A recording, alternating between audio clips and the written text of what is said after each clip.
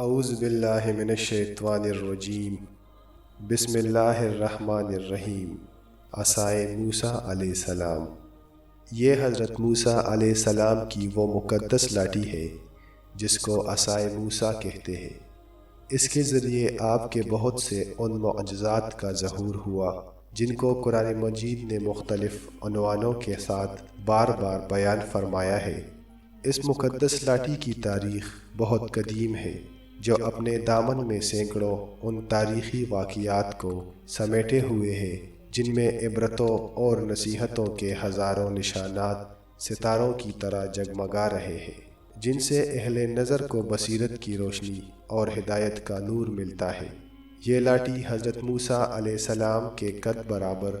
10 ہاتھ لمبی تھی اور اس کے سر پر 2 شاخیں تھیں جو رات میں مشال کی طرح روشن ہو جایا کرتی تھی۔ یہ جنت کے درخت پیلو کی لکڑی سے بنائی گئی تھی اور اس کو حضرت آدم علیہ السلام بہشت سے اپنے ساتھ لائے تھے۔ تفسیر ساوی سورہ بقرہ۔ حضرت آدم علیہ السلام کے ساتھ عود یعنی خوشبودار لکڑی، حضرت موسیٰ علیہ السلام کا عصا جو عزت والی پیلو کی لکڑی کا تھا، انجیر کی پتیاں، حجر اسود جو مکہ معظمہ میں ہے، اور نبی معظم حضرت سلیمان علیہ السلام کی انگوٹھی، یہ 5 چیزیں جنت سے اتاری گئی۔ حضرت آدم علیہ السلام کے بعد یہ مقدس عصا حضرت انبیاء کرام علیہ السلام کو ایک کے بعد دیگرے بطور میراث کے ملتا رہا، یہاں تک کہ حضرت شعیب علیہ السلام کو ملا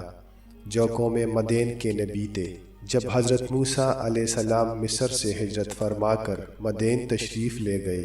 اور حضرت شعیب علیہ السلام نے اپنی صاحبزادی حضرت بی بی صفورہ رضی اللہ تعالی عنہا سے آپ کا نکاح فرما دیا اور آپ 10 برس تک حضرت شعیب علیہ السلام کی خدمت میں رہ کر آپ کی بکریاں چراتے رہے، اس وقت حضرت شعیب علیہ السلام نے حکم خداوندی عزوجل کے مطابق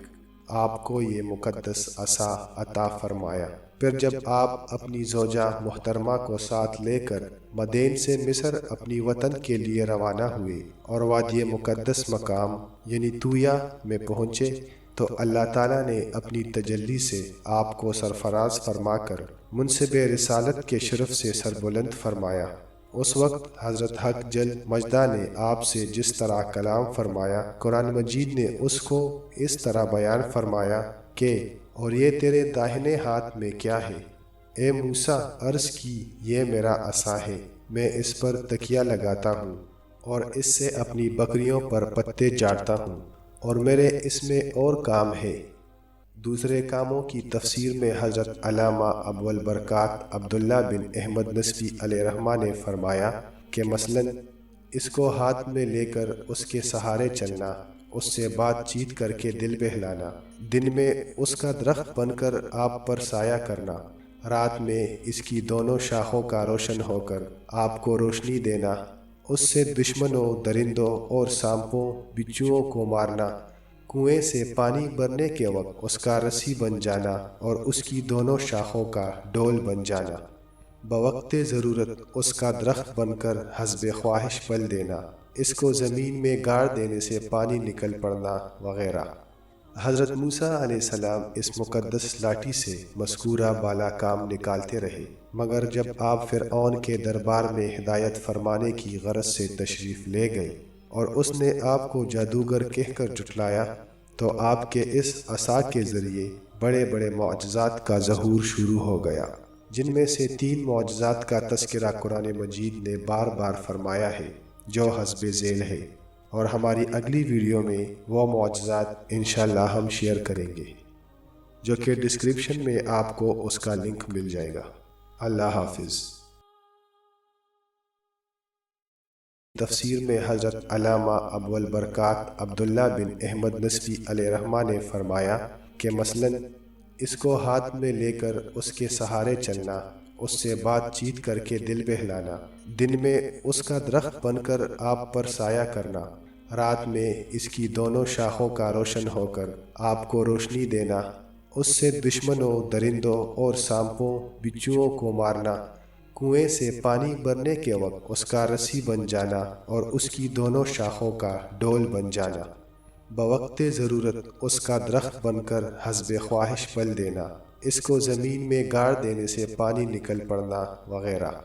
حضرت موسیٰ علیہ السلام اس مقدس لاٹھی سے مذکورہ بالا کام نکالتے رہے، مگر جب آپ فرعون کے دربار میں ہدایت فرمانے کی غرض سے تشریف لے گئے اور اس نے آپ کو جادوگر کہہ کر جھٹلایا،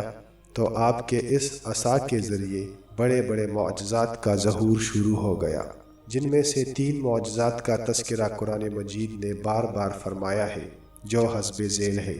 اور ہماری اگلی ویڈیو میں وہ معجزات انشاءاللہ ہم شیئر کریں گے، جو کہ ڈسکرپشن میں آپ کو اس کا لنک مل جائے گا۔ اللہ حافظ۔ تو آپ کے اس عصا کے ذریعے بڑے بڑے معجزات کا ظہور شروع ہو گیا، جن میں سے 3 معجزات کا تذکرہ قرآن مجید نے بار بار فرمایا ہے جو حسب ذیل ہے، اور ہماری اگلی ویڈیو میں وہ معجزات انشاءاللہ ہم شیئر کریں گے، جو کہ ڈسکرپشن میں آپ کو اس کا لنک مل جائے گا۔ اللہ حافظ۔